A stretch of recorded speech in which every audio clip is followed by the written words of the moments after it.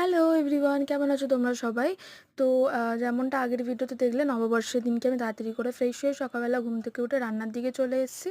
5 রকমের ভাজা করার ছিল, তো ওই জন্যই প্রথমে ভাজাগুলো করে নিচ্ছিলাম, একদিকে ভাতও বসিয়ে দিচ্ছিলাম।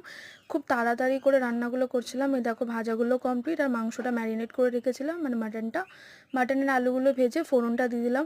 খুবই চটপট চটপট রান্নাগুলো করছিলাম, কারণ বোনকে দুপুরবেলা ওর বার্থডে, ওকে তাড়াতাড়ি করে খেতে তো দিতে হতো। আর দেখো তাড়াহুড়োর সময় আরও দেরি হয়। এখানে এক হাতে ফোনটা ধরে এক হাতে মশলাটা ঢালার চেষ্টা করছি, কিছুতেই পড়ছিল না, অনেক কষ্টের পরে পড়লো। তো তারপরে আমি পেঁয়াজের সাথে একটু মশলাটা একটুখানি কষিয়ে নিলাম। আর আমি না রান্নায় বারে বারে নুন দিই, মানে একবারে নুন দিই না, সব কিছুতে অল্প অল্প করে নুন দিই। আমার মনে হয় তাতে আমার রান্নার যে নুনের মাপটা বুঝতে সুবিধা হয়। তোমরা তোমাদের মতো দিতে পারো।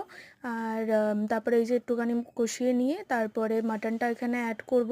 খুবই তাড়াহুড়ো ছিল, আলুগুলো অ্যাড করে দিলাম, দিয়ে একটুখানি নাড়াচাড়া করে মাটনটা অ্যাড করেছিলাম।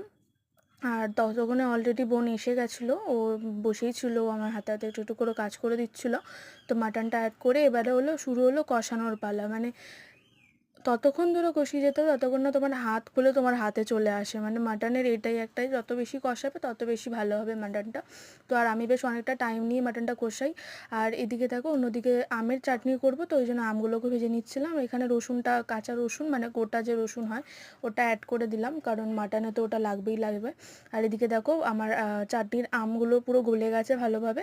তো এবারে ওটাতে চিনি আর একটু মানে যেগুলো দরকার ওগুলো অ্যাড করে ওটা আগে চাটনিটা কমপ্লিট করে নেবো। এই যে বলতে বলতে আমার চাটনি অলমোস্ট হয়েও গেছে, ওইদিকে মাটনটাও হচ্ছে। আর চাটনিতে ভাজা মশলা ছিল না বলে আমি না একটুখানি গরম মশলাই দিয়ে দিয়েছিলাম। তো খারাপ হয়নি খেতে, খুবই ভালো হয়েছিল খেতে, মানে দিদা বলছিল। আর চাটনিটা মিলে দিদার জন্যই করে রাখছিলাম, কারণ পরের দিন তো মানডে ছিল, আর অফিসের জন্যে টাইম হয়ে ওঠে না। তো ওই জন্য তাড়াহুড়ো করে আজকেই সমস্ত কিছু করে রাখছিলাম, যাতে দিদা অন্তত খেতে পারে। এই যে মাটনটা কষাচ্ছিলাম, অলমোস্ট হয়ে এসছে। এবার মাকে বললাম মশলা আদাটা দিয়ে দিতে, আর তারপরে মা গরম জলটাও ঢেলে দিল একটু, কারণ অনেকটা ভারী ছিল, আমি ঢালতে পারছিলাম না।